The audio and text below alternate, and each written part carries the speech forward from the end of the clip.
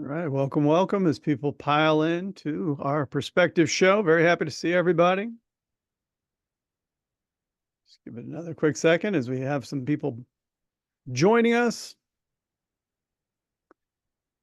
All right, for everybody who's already made it in, I wonder if you could head over to the chat. We got a fun icebreaker for you today. Always want to hear where you're dialing in from, but also today is National Farm Animals Day. Farm animals. So my question to you, what is your favorite farm animal and why?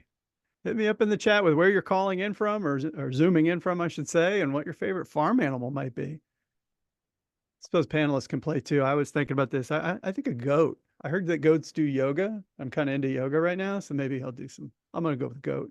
Oh, there, Mark's with me out of Houston with the goat.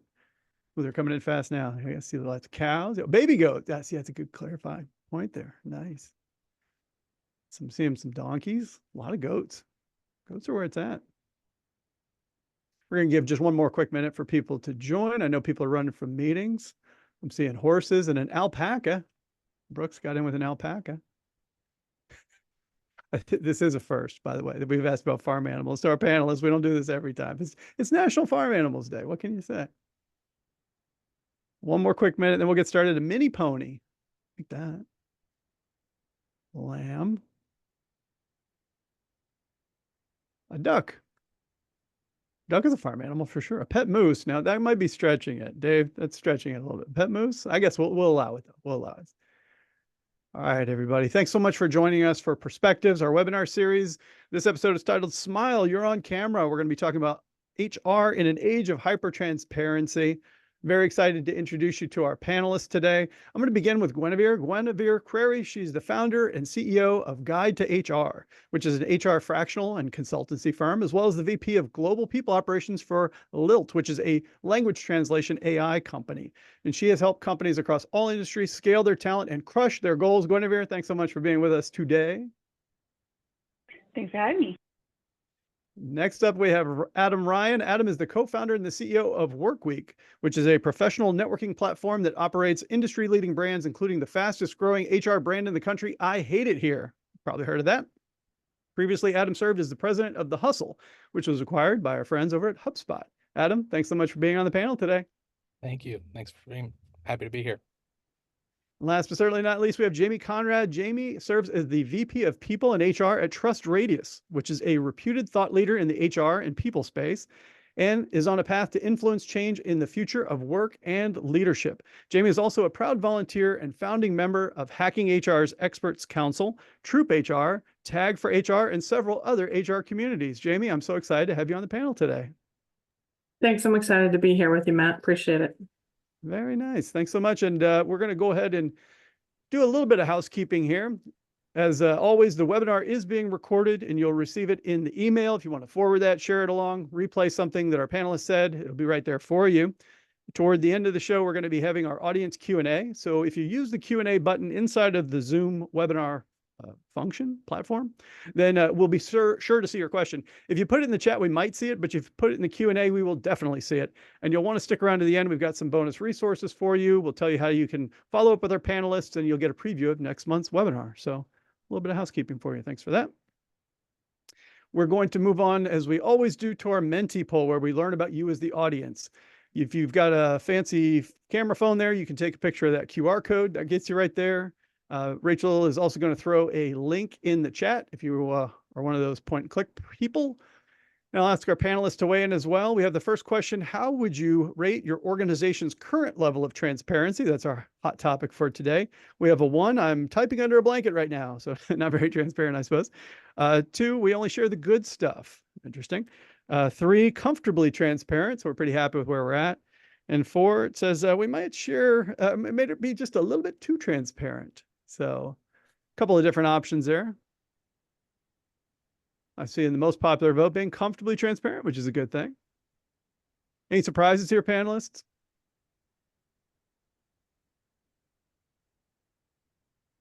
No? I'd love if we could have split that 27 up and see, like, is it comfortable but still needs improvement, or comfortable, we've got the sweet spot, and if we go too much more, it'll be, in that 2 spot of too much. Great point. Great point. Yeah, things, as we know, and we'll be talking about today, things can change in a hurry. So It's good though. I would say that a lot of times, when we see these polls, we learn so much about the audience. That's great. So glad to hear people are comfortably transparent for the most part, with some different differences of opinion too, I would say. Let's go to the next one. So we've got one more question for you, and then we'll be done. So clearly we can get pretty spicy if you'd like to in this conversation. So a little fun with this. How spicy should we get when talking about this topic of transparency? Oh no, I can see this coming. So Oh, yeah, Pretty no. transparent yeah. right there. Yeah, you want the good stuff. I Oh told boy. you, our audience, they want the good stuff. I mean, this is one of my favorite things about our audience. They have such great experience and such great perspective about the business, and certainly the people within it. So we aim to please. So yeah, thanks so much to the audience. I should have predicted this, but we want the heat. I dig it. I dig it. Okay. All right, let's go back to the presentation slides. As always, I like to talk about talent optimization, the framework, just really quickly. Nobody gets to pass from strategy all the way to results without passing through the people part. That's our beloved HR function in partnership with our people-centric leaders, all working together to make the people part work. And I would say that in this case of transparency, I've left the whole board lit up because a lack of transparency can disrupt any of these core people practices. And certainly the nature of changing transparency is affecting each of them as well. So we'll be getting in that today, but just know that the whole talent optimization framework is in play when we talk about a topic like transparency. We'll go rip from today's headlines. I like to pose this one, as I called it, the good, the bad, and the ugly, from the old Clint Eastwood movie fame. So here you've got the association of association executives talking about there's benefits to transparency, but then Harvard Business Review cautions us that transparency can actually be a trap. And then a little bit more recently, we've seen this example. You probably saw it yourself on your news feeds or on your TikTok, that a tech worker, certainly more than one at this point, have gone viral after posting their being laid off on TikTok. And that's a level of transparency that certainly we hadn't anticipated and didn't used to happen, and is now landed on our doorstep. So I think that's why I was really interested in assembling an expert panel to talk all about transparency, because obviously it can kind of cut both ways. So with that, we're going to turn over to the panel part of the show.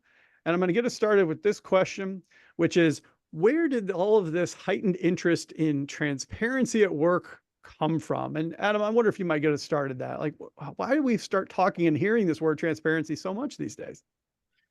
I think it came from the companies that were, the values that they'd have on the walls, and when you walked in places, it was like the fad value of a company in the 2010 era.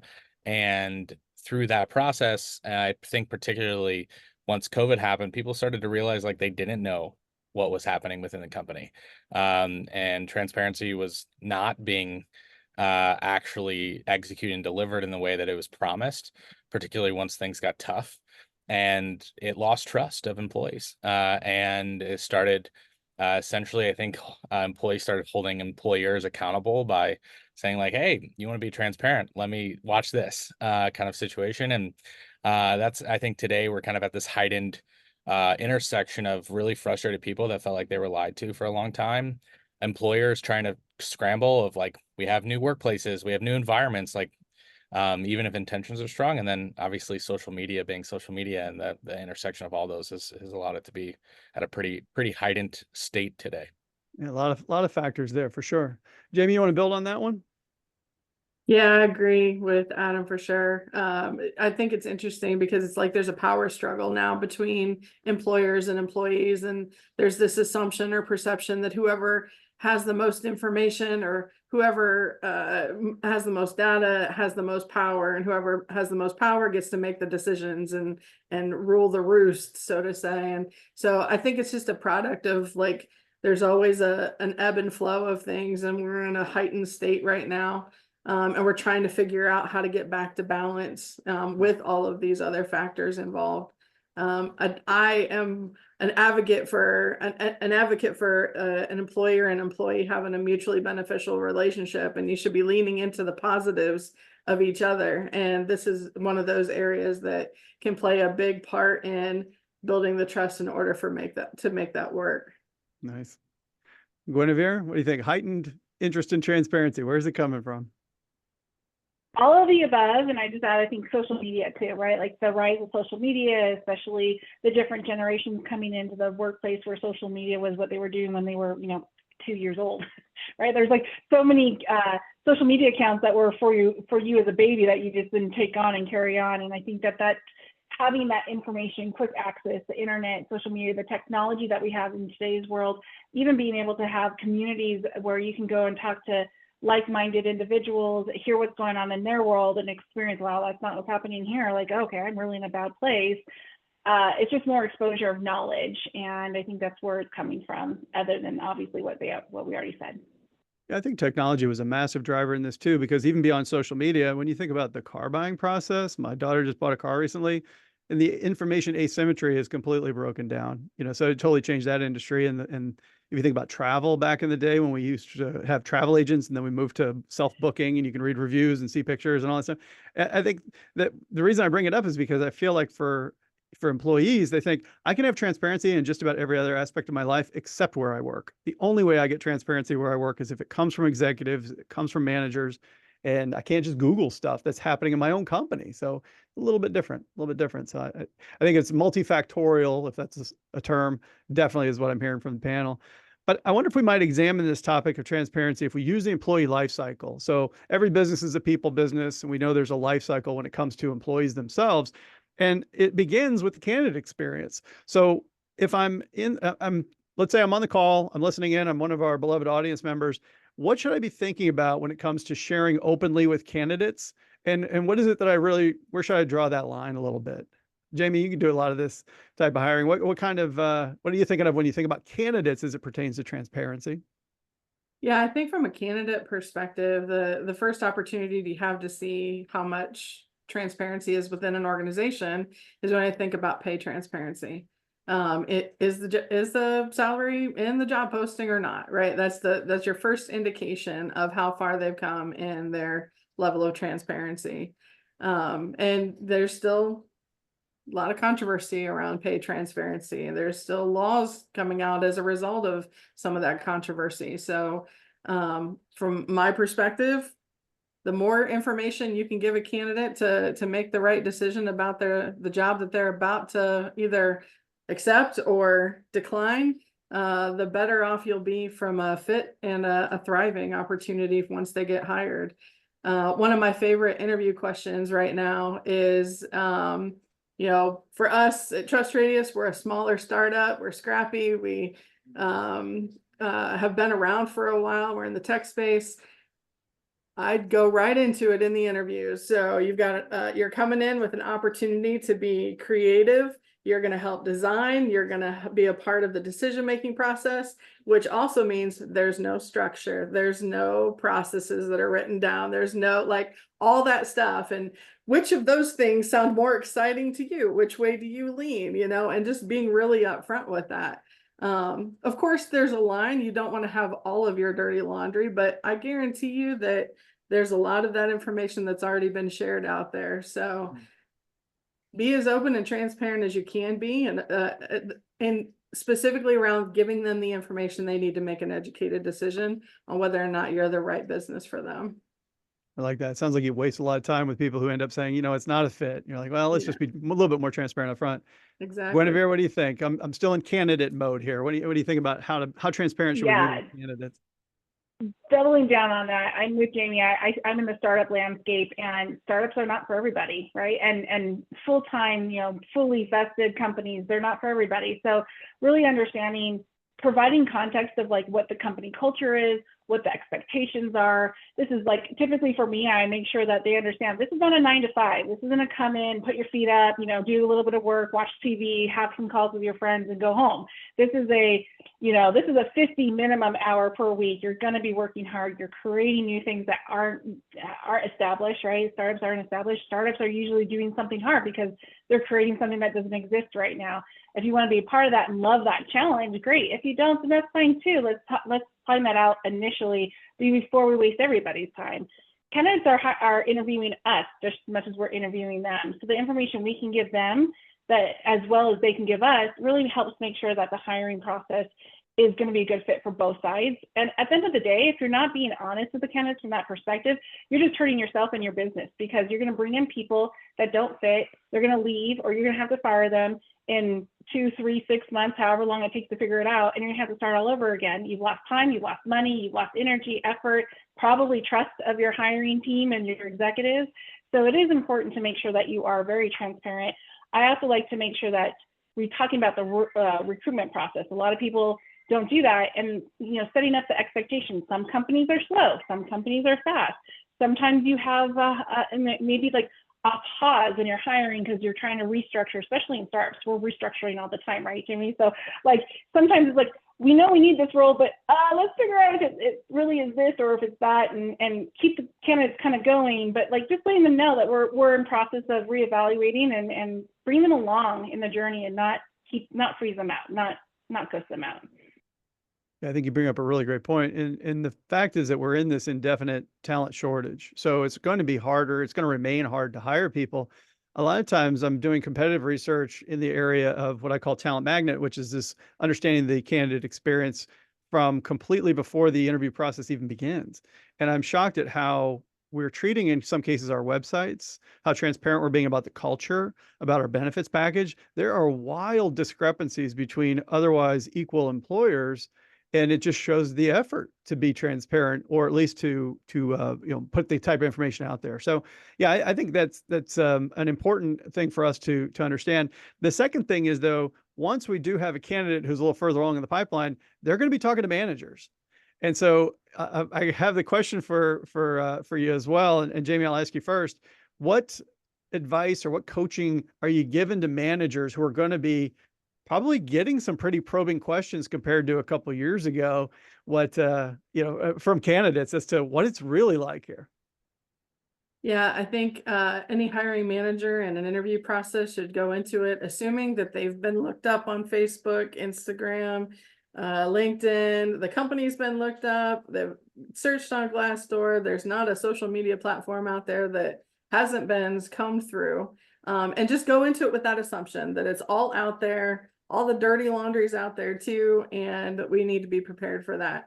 I think that organizations can have some responsibility in helping their managers prepare by, this is what we've got on social media right now. These are the highlights that we're leaning into from a marketing standpoint. And so when these hard conversations or these questions come in about the people that we laid off 6 months ago or a year ago, or, some of those things, be honest, right? Here's what we've seen. Here's what the candidate's probably seen. And here's our talking points. Here's our coaching points. Here's where we're focused now and why that may no longer be relevant or important, or the changes. We see it, we've heard it, we've listened to it, and here's what we've done as a result of that. So just having a more proactive approach in helping those managers can make all the difference in how you come across to a candidate in that experience. Yeah, I like that. Yeah, it seems like a tough spot for an unprepared manager to be in. Guinevere, what other kind of tips are you providing for hiring managers or even interview team members, I suppose? Yeah, so when we first think about like what we're looking for, we create an ICP, which is a typical go-to-market term, but we use it as a ideal candidate profile. And we then take that and go, okay, what do we think these candidates are going to be asking, and what are they seeing out in the social media? Obviously evaluating our Glassdoor, what are the comments there that people are going to be asking about that we could just get ahead and be very transparent. You may have seen this on Glassdoor. I wanted to call and talk about it. So just helping the managers have some talking points around what's out there socially, as well as just in regards to the landscape of the ICP that you're looking for, and just providing some training to managers about how to communicate. There are some things that you probably don't want to be sharing about your business, especially if you're a publicly traded company or going towards a publicly traded perspective, right? And so understanding what you can share and what you can't. Like, I work in a business where we're really excited about a certain well that we just got, and it's going to really impact the company and where we're growing and how we're growing, but I can't say what that company's name is because we're under contract with that company not to share. So understanding that, we're sharing it internally, but now employees need to know, and hiring managers need to know not to share that in conversations. So just helping them and role playing. I love role playing. So if you got a new manager that hasn't done a lot of recruiting, spending some time role playing with them and helping them and be more confident in what they're able to say and not say, and be able to be prepared. I'm hearing both the attitude about, hey, I really appreciate that question. It means that you've really, given us a thorough look, as much as what it is you actually share. Both of those are equally important. But I'll fast forward us. Let's say now that we've made the successful hire, we've got an entire employee base to think about. And Adam, this is your specialty here, because you've been in this role for a long time, where you have to decide, like, what are the trade-offs between what do I tell employees, what do I not tell, what do I hold back? So how do you approach just evaluating and drawing that line between what to share and what not to share? It goes down to expectations, I think, number one. And people don't know what they don't know, right? And so sometimes the biggest mistake that you can make with transparency is to not set boundaries, or to be honest. And so for us, one of the terms we use is like, we default to transparency. We specifically say default, of we won't promise that we're going to share everything, but we are going to be as transparent as we can, and it'll be our first instinct.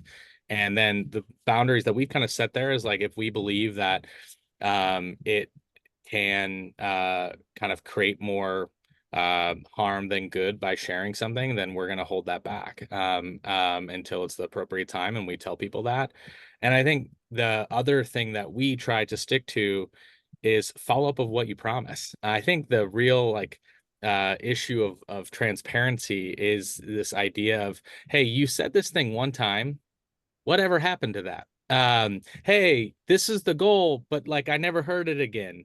And it's actually like the absence of follow-up of transparency there that I think is the issue. I don't believe employees naturally are just running around trying to know everything about the business. I think they show up and they go home and they're like really happy for that, about doing that. But it's when they're told something and that's not followed up, it creates fear. And I think, ultimately for existing workers, following up, even if you're saying, hey, I know we addressed this, but no, we're going to talk about that next quarter because of this issue or something.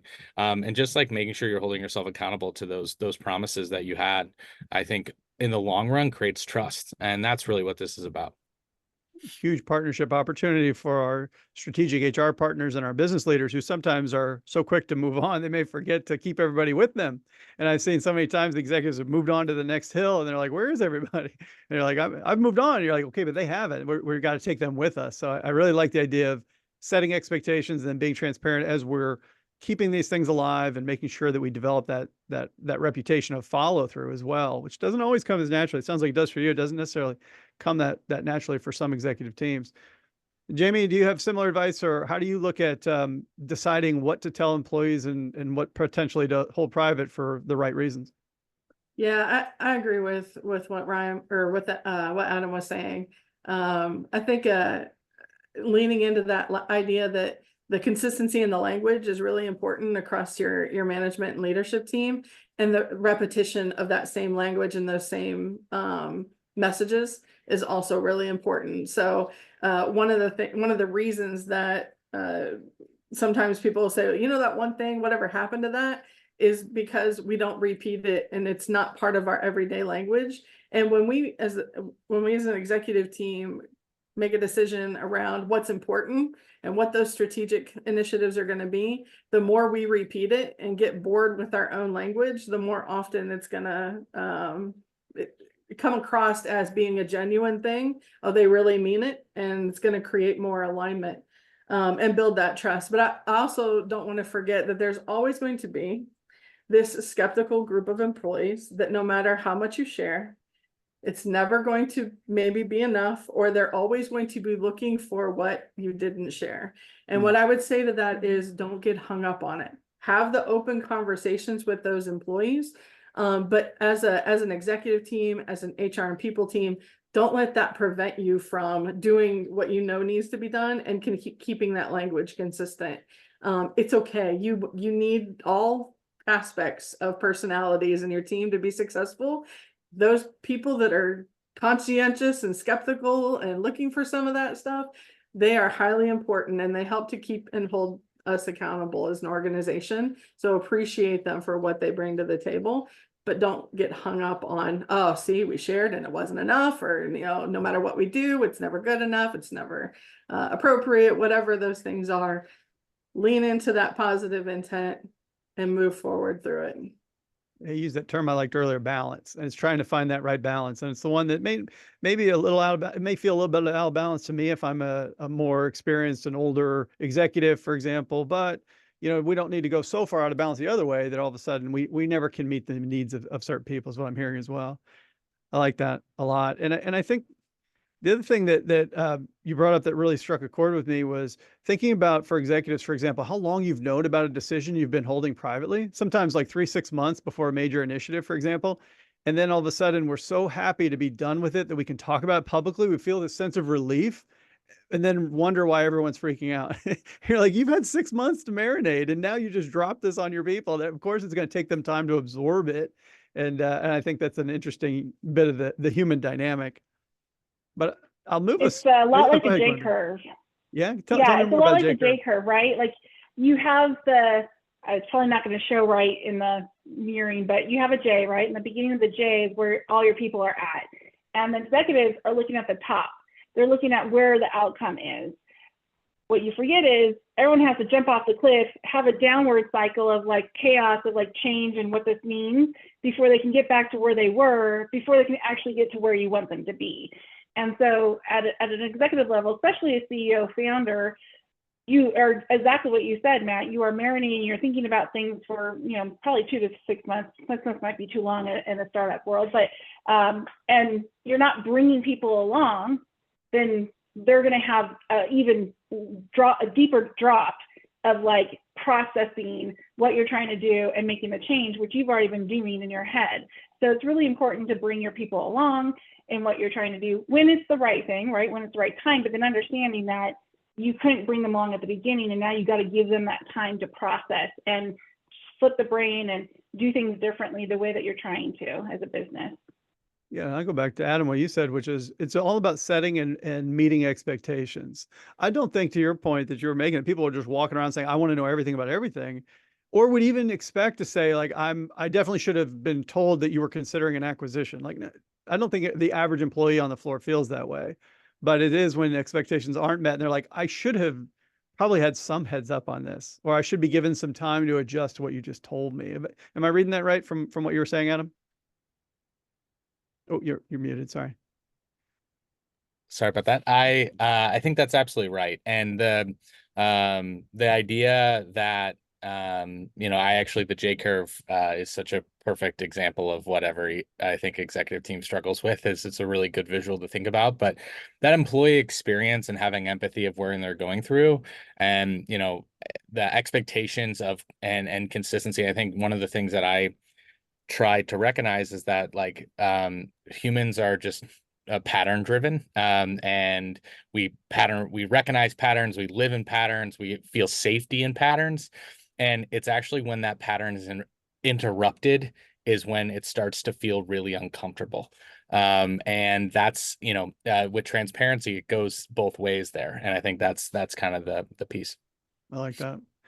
Well, I remember the Menti poll. People are looking for the spice meter, want the spicy stuff. And I'll tell you this, when I was doing research for my book and I started finding the topic of fear showing up over and over again, I didn't say this, but I came to the conclusion that fear destroys everything good in relationships and in organizations. And so I have become highly attuned to fear and how, in many cases, we're actually fanning the flames of fear within our employees inadvertently sometimes through our natural behaviors, our instinctive behaviors. And so I want to dig in on this question of fear as it pertains to transparency. And I'll ask you the question, and Adam, I'm going to keep you on the hot seat for a second. Which is the bigger fear generator? Is it oversharing, like telling employees too much, or is it not telling them enough? I know we've been kind of talking about it a little bit, but I want to focus really on fear for this response. I believe, and I think I'm biased of my own perspective here, but I believe that oversharing can create way more fear and chaos. There's I think sharing too little, if done inconsistently, is probably the worst of the bunch of like, oh, we're going to share very, very little and then like not talk to you for a long time about anything else. But if you're consistently just sharing like very baseline things at a very low level, I think people might lose a sense of belonging. They might like not understand the purpose and the why, but they're not fearful. And I kind of use this. My favorite quote is from President Obama. He's like, if everything's if something hits my desk, it means the smartest people in the world couldn't figure it out if I'm doing my job well. And I think, you know, there's something about that where if your wider team knew of, you know, the regional bank crisis, like, oh my God, on Friday, I have to go freak out for a whole weekend and try to meet payroll, probably not going to be helpful to tell everyone that scenario until we have a solution. And it's also not their job to have to worry and fear about that. And I think like there's sometimes this sense of burden that people, if you overshare, you give them, and it's actually has a net negative impact. And I think you know, it obviously has to a certain extent, but I believe there's a reason why you shouldn't share everything and why we say default to transparency. But also consistency and reliability of that information is what's most important. It's such a great point. It's almost like in this environment where it's easier than ever in some ways to be an entrepreneur, people who have decided to be employees of a company are saying, I kind of want some protection from all that stuff. It's kind of your job as the executive team to make sure that we can make payroll. You know, I think about, you know, there's nothing is new, right? And right after 9/11, the government came out with what they called the color chart of terrorism, where it was green to red of likelihood of a terrorist attack. And it was a way to communicate with the American people of like, we are in a good place right now, or like, hey, like we're at high alert. They didn't share all of the CIA's information of when it went into all of those things, but they did communicate that like, hey, right now is a time that we should be more aware. And I think like you could actually take that and expand it with transparency of like, that was a transparent way to communicate where we are at without like scaring you with all the details and potentially like boringness and repetitiveness that isn't your job that went into that output. And simplification of communication kind of can make people have understanding and eliminate that fear. I'll bring in another perspective here, Jamie. Fear, which is the bigger fear generator? Sharing too much, not sharing enough? Well, I love the color chart, Adam. That's a great idea. I think a lot of businesses could use that. A lot of employees would appreciate that. I do want us to make sure that we keep in perspective, though, going back to that initial comment about the power struggle right now between employers and employees. A lot of times fear is just a product of the unknown, right? And so often in human nature, that's a natural instinct. And so when we think about that power struggle, and if there's a true unknown there, and employees feel like they're not getting enough information from their executives, then that's going to create some of that more controversial or conflict internally. So while you don't share everything, and you shouldn't share anything, and there's even some irresponsibility from an executive team around sharing everything, there should be a healthy amount of communication coming from the organization on a regular basis that employees can count on, because that gives them information, and that it lowers the amount of what is unknown. So I think that you can find that rhythm that helps to create some stability there. But I still like that color coding idea. I might have to go back to that. I might have it on my desk going forward of like stress level red to green. I love that. Stress levels. The smiley faces versus the stressed out, or that, you know, the bombing of your brain kind of thing, right? But going back to Adam's comment, a great example was the whole bank crisis that happened in the startup landscape. And what I heard Adam saying is like, you know, like, don't say anything until you got your plan. We actually did the opposite. We said, yes, this is our bank. We are on top of it. We are creating a plan. You will get paid. Do not go into the weekend concerned about this. We are on it, and we'll get back to you on Monday. And we actually said, we'll get back to you on Monday at 2 p.m. We actually had a time frame. Now, of course, that made my CEO, CFO, myself not have any sleep over the weekend, but we had a plan and the employees knew that was going to happen. And the reason why is because we know our employees are sophisticated and smart and they read the news. And we're in Emeryville, we're in Northern California, we're like where a lot of our employees are with the startup landscape, even in the other startup landscape. So not having a communication before you go into the weekend, to me, that's going to cause more fear for the employee population than letting them know, yes, this is impacting us, but we're on this and we have a plan and we're going to make sure you guys are going to get paid. Yeah, and I think that it takes me back to the Menti poll. There were not as many respondents perhaps, but quite a few that were saying, we share the good stuff. And I think that there is fear that can be stoked in some cases when we only get good stuff as employees. We're like, what are you not telling us at that point? That's where the fear kind of invites if trust is a little bit lower.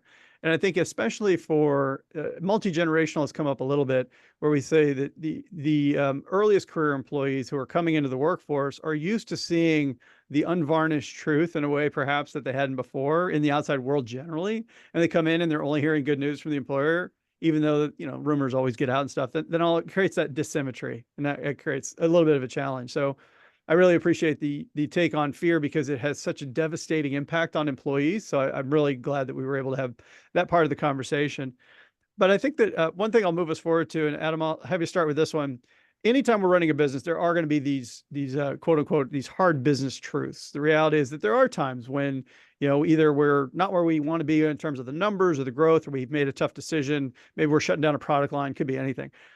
How can we approach those hard realities in a way that we can be transparent, like we've been talking about, but also fair and also be thoughtful to the people who are potentially impacted? Yeah. To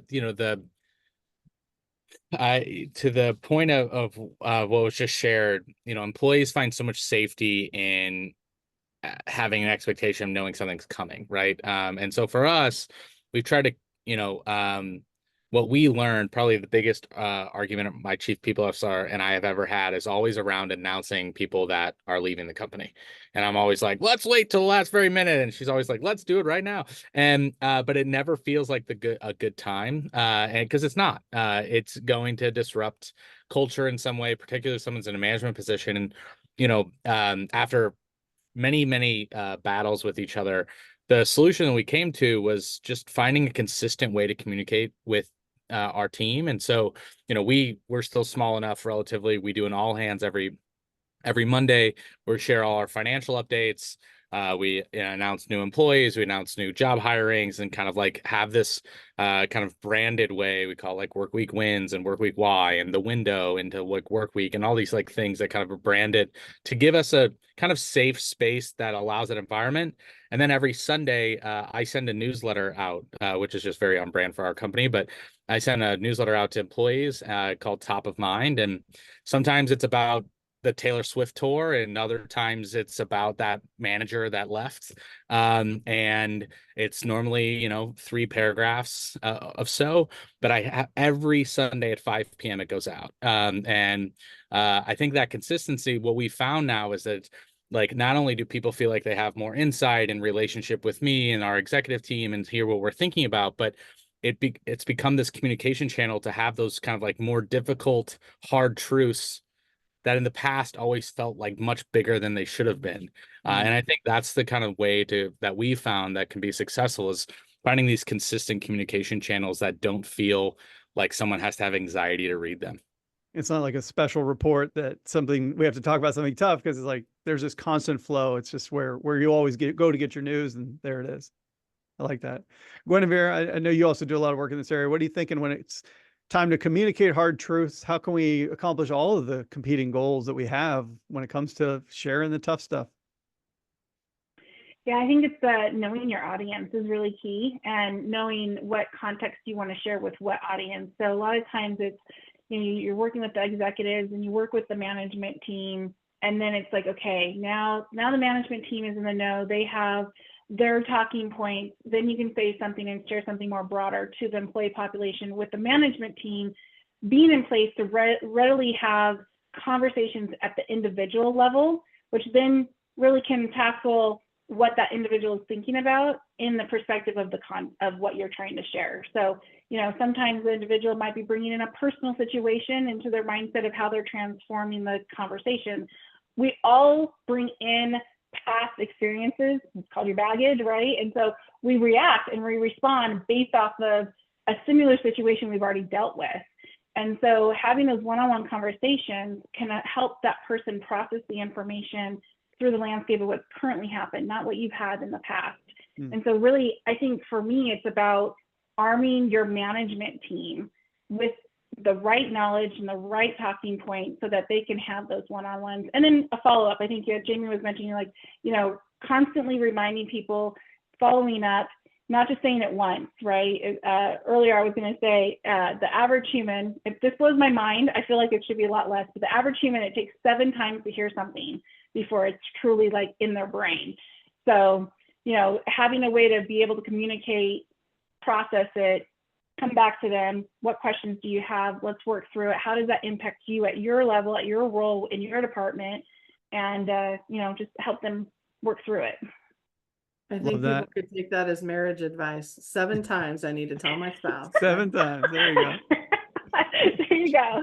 Amy, my bride's listening. You have to quiet down when you say stuff like that. Now I'm gonna have to do it. Sorry. I tell you that I'll wrap up the panel with one last question, and I teased it a little bit with the headline of the TikTok person who went viral because they, oh my compassion meter was off the charts. My heart was breaking for her, for the manager, for the company, for the people who were everybody. It was awful. But my question to you is this: internal news that was obviously designed to be an internal situation, but you know, these things are getting out. The internal news is becoming external news in forms like TikTok, like Glassdoor, like everything else. How has this changed any of the counsel that either you're taking from your people leaders in the case of Adam, or as people leaders, what you're giving in the case of Guinevere and Jamie? Internal news, external news. Adam, maybe I'll ask you to get us started. How do you think about this? You know, I mean, we just literally finished our State of the Union right before this call. And when we were putting it together last week, I was like, expect screenshots of all of this, and we share out the presentation too, but I actually think the people that are going to share try to like screenshot in that moment, but, you know, expect it all to be shared, and maybe not now, but in the future, if someone leaves, et cetera. And, you know, it is a kind of a bummer. I think I've worked at companies that you almost had this like off the record feel of presentations like that. And it built actually this like inherent trust. And I think today, honestly, it's a little more of like authentic acting in a way of like how you have to present, of like, I'm trying to be as authentic as I can, but I very much recognize that like I have to make sure that the way I'm presenting and what I'm saying is something that not just people that work with me and know me every day, but like anyone on the internet can find. And you know, that's a hard balance to keep that authenticity there, but that's kind of how we approach those things. Makes good sense. Yeah, there's no easy way to approach that other than just an assumption that there is no internal news. And if you think otherwise, then I encourage you to be more active on social media. Yeah, I would definitely agree with all of that. I think where it becomes a challenge is your publicly traded companies, right? When you're trying to share some news and it can't get out public quite yet. So it's like, where do you find that boundary? And ultimately, it does cause a little bit of lack of transparency to ensure that there's no trader inside happening and news getting out before it should be. So it's really, again, I think it goes back to what I just said earlier. It's knowing your audience and knowing what you can and can't say. And even if you don't have a PowerPoint that is up, I know sometimes I work with CEOs that they don't, and because they don't want something to be print screened. People are going to find a way to take your words and put it out there. So I think just knowing that and accepting it, right? I worked with a CEO who he was really obsessed with the Glassdoor aspect. And I got to a point where it's like, look, you're probably talking about not even 5% of your employee population. And you want to go off and have a company-wide meeting about this, where you're going to basically annihilate like the 95% of the people who are working their tails off to help you build this product and get you to market. Why would you do that? And so it's really understanding, kind of going back to Jamie, you're always going to have those skeptics and the people who are always going to like pick at you and try to tear you down. And you got to like just acknowledge it, let it go, and be your authentic self, and just be in a place where you're providing the information that you believe is going to be helpful to your employee population, that is going to help you with the ultimate goal of what you're trying to accomplish as a business. Love it. And I do think that you're hearing, if you're in the audience, you're hearing a lot of different viewpoints from talent experts, from business leaders, executives, and you're hearing how this is challenging. This is tough stuff. And this is why I was really excited about this topic, because if we're going to be honest, everything has changed in our world of work, period. The access to technology, the ability to share outside information, inside, trust. And I heard the term partnership come up so often today, and it's so true. And I think that, we put up the talent optimization framework a little bit earlier. The only thing talent optimization demands of us is that we maximize the performance, the engagement, the well-being, and the future growth development of every one of our employees at every level. So the reality is that insulates us a little bit from some of the mistrust and some of the challenges that we create. So I'm very excited to have had your perspective on this. We're going to get ready for the audience Q&A part of the show. So if you've got a question, I know some questions have come in, just be sure to use the Q&A button. And while we're waiting for just a few more questions to come in, we're going to throw a link into the chat as well, just recognizing, I was just talking about talent optimization, that this is a way that companies are building more successful outcomes. They're more profitable. They have higher levels of engagement, retention. Only good things happen when we have optimized businesses. If you're interested in learning more about talent optimization and predictive index specifically, whether you are interested in becoming a client or a consultant of ours, or if you already are one, just take a chance to click on that link. I'm going to go ahead and open up the Q&A for our panelists. Here's one. It says that we need to be more transparent. So this is an audience member asking the question. We need to be more transparent, but we don't know where to start. We used to be a small group that was getting all of the details, but it's not necessary anymore. And we're growing and expanding. These are my expanding hands. How do we back off without seeming like we're odd and that it's odd behavior to kind of pull back? So as the company gets bigger, panelists, what advice do we have for this audience member who's like, we need to kind of dial it back now? It's not appropriate to share everything like we once did without destroying our culture in the process. We've dealt with this a lot. We're at about 60 employees, and we started 2.5 years ago, and we've had those early employees that were like, hey, every meeting we're all in. And, we had to meet with some of them on and I think individualization is the answer here, of like, we individualized it and said like, hey, to this person, like, we are hiring someone above you in a leadership role. Like, this piece of your job is changing. And like, there's no other way to have that conversation. If not, it's just going to be unhealthy for everyone. And sometimes that's just like the downside of the growth. And then, in other aspects, I think like, we about once a quarter do a little bit of what we call like a work week why around how we communicate as a business. And I think it goes back to standards being set and processes. And, if you have bands of management bands and you create all these basic systems, it makes all of that communication very transparent and easy, of like, hey, this group gets this and this group has this, and this is how it happens. And, but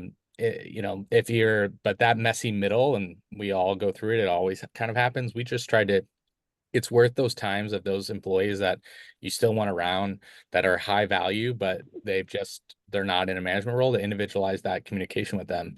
And it's the only way to kind of get through it. Nice. I like that. I think it's important to recognize that Go ahead, Jamie. Recognize that employees can thrive in different environments, right? And so the people that helped you to build may not be so excited about all the things and the changes that happen as you scale, and that's completely okay. But I think you just we talk about transparency, lean into, we understand that you're used to being part of every conversation, and that's just not scalable, right? It's not how we're going to be able to operate going forward. So let's work together to find what that appropriate middle ground is. And then the other thing I would say is, if you're scaling so fast you can't have those conversations and keep up, awesome, congratulations. But I think your head of people and your head of marketing should have a conversation about what marketing campaigns look like. And one's doing them externally, one's doing them internally. And there's a lot of things that people leaders can learn from their marketing teams around that. Oh, I like that. Guinevere? That's a great example. Yeah, I was set expectations, right? Here's what we need to do, not scalable. We're going to be making these changes and then implement them. But through the implementation and afterwards, do follow-ups, right? Like I've had my CEOs where they do, they call it the second level connections, and they'll connect with individuals that they used to connect with more frequently, but now we've leveled up everybody. And so connecting, even HR, we do a couple rounds of connections with all different levels and making sure people are getting the information, training the managers. I think what ends up happening in a lot of businesses, especially startups, is that you go, oh, this person's doing fabulous, that the promotional growth is to become a manager.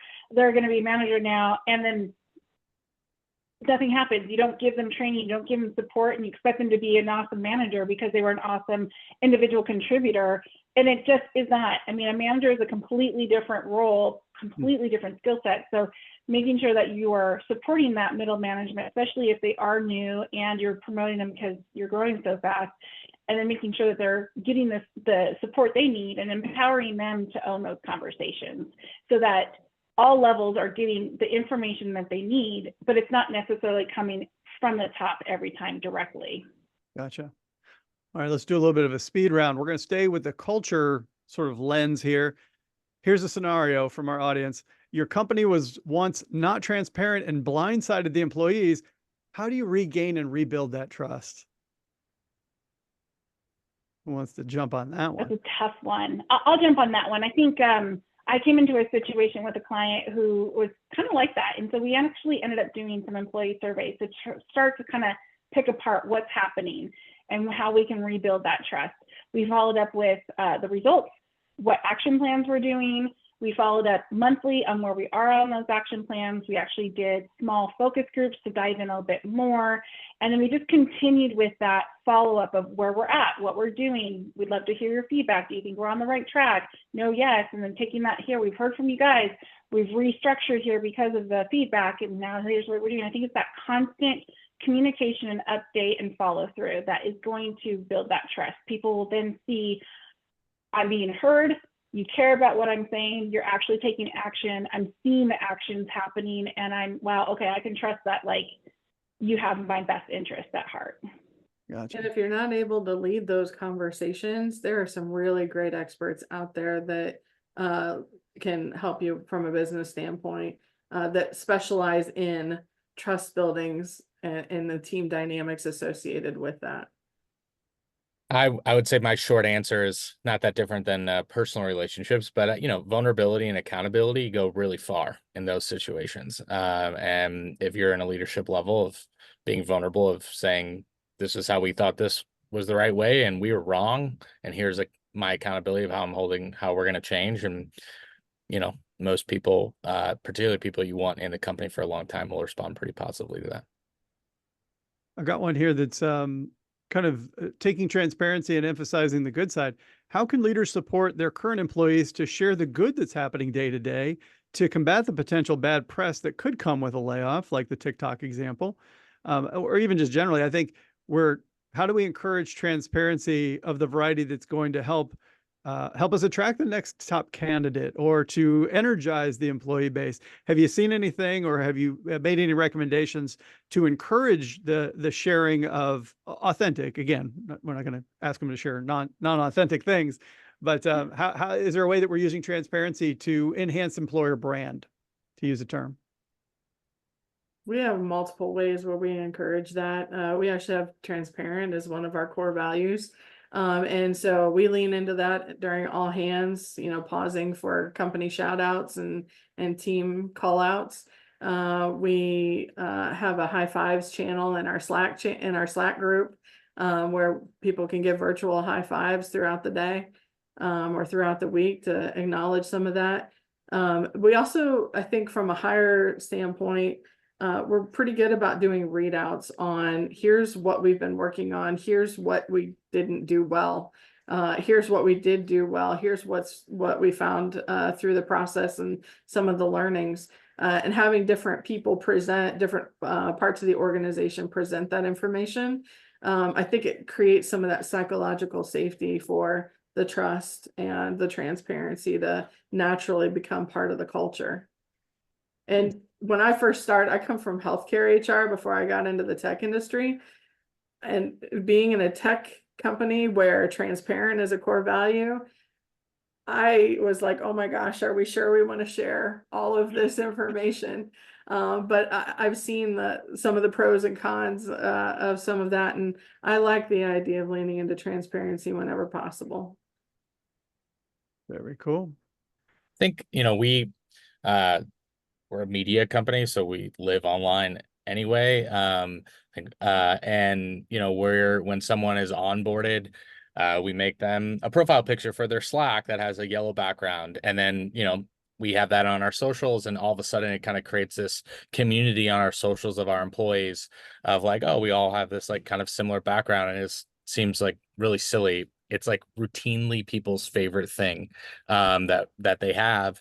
And then, where we allow people to talk and write about whatever they want to say, of course, but we encourage that. And that starts with leadership though. And so I'm pretty active on social of like, here's what happened. Like today on State Union, I'll have a big piece on Twitter that basically summarizes exactly what we talked about. And that then feeds the behavior, and people feel more comfortable, and we reward good, bad, and different of that. And, the downside is I've lost a lot of amazing people because they've built huge brands online, and that's like what happens. And it also then, our average recruitment time's like less than 2 weeks to find somebody. So it comes with pros and cons, but I actually think if you really want people to be transparent online and use that as a tool for the business, it starts with leadership, and it has to be done like a really authentic way. Nice. I like it. I love what Jamie said earlier about marketing, working with your marketing team. There are ways that you can do things socially.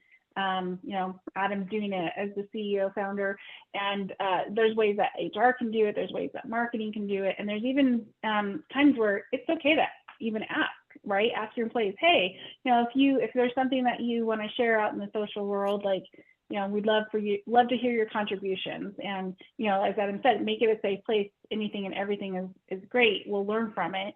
But be prepared, right? If you're going to ask, be prepared to respond to anything and everything. I love it. Well, thanks, panelists, for handling those Q&A with us. I'll go ahead and ask to come back to the PowerPoint slides. I'll get us wrapped up here. One of the first things we're going to tell you is where you can go to get in touch with our panelists and myself. You're going to find these links in the follow-up email as well as in the chat here in just a bit. But whether it's our websites or whether it's through LinkedIn, great to ask us any follow-up questions that we didn't have any time to address for you today. I'll go one more slide, though. I want to share with you some of the different aspects of promotion that we're excited about. So Guinevere's got her Scaling with People podcast. So you want to listen to that for experts to talk all about growth and how to master employee engagement and all these great topics. Adam's got the subscribing for free to I Hate It Here, which is an amazing newsletter. If you haven't heard about it already, you're missing out. Hibby Yusuf has been on our show before too.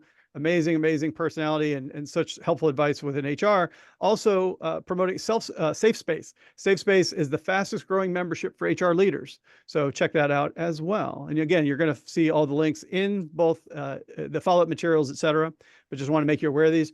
Jamie's got recognizing the fact that the HR tech stack is continuing to grow, and that there's all kinds of different organizations out there: Change Engine, Lightspace, Kinfolk, Bereave, Node AI, HealthTree, Assemble, and others. And if you need any help making a technology decision, especially about HR tech, head over to Trust Radius and find that out.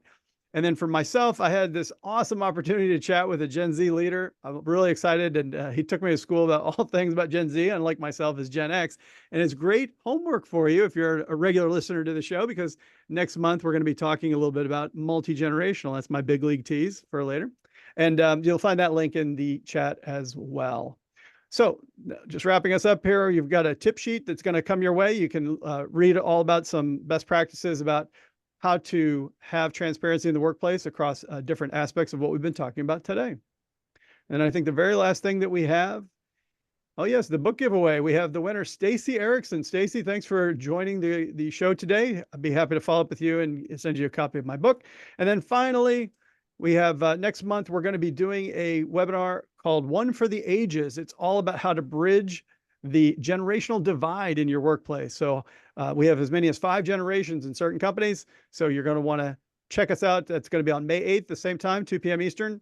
And we certainly hope to see you there. Panelists, thank you so much. Thank you to our sponsor, the Predictive Index. Biggest thanks of all, of course, to our audience. Thanks for joining the show regularly and helping us really share the insights that we have for you. So that's it. Everybody, enjoy the rest of your day, and we'll see you soon. Thanks, Matt. Pretty. Thanks, everyone.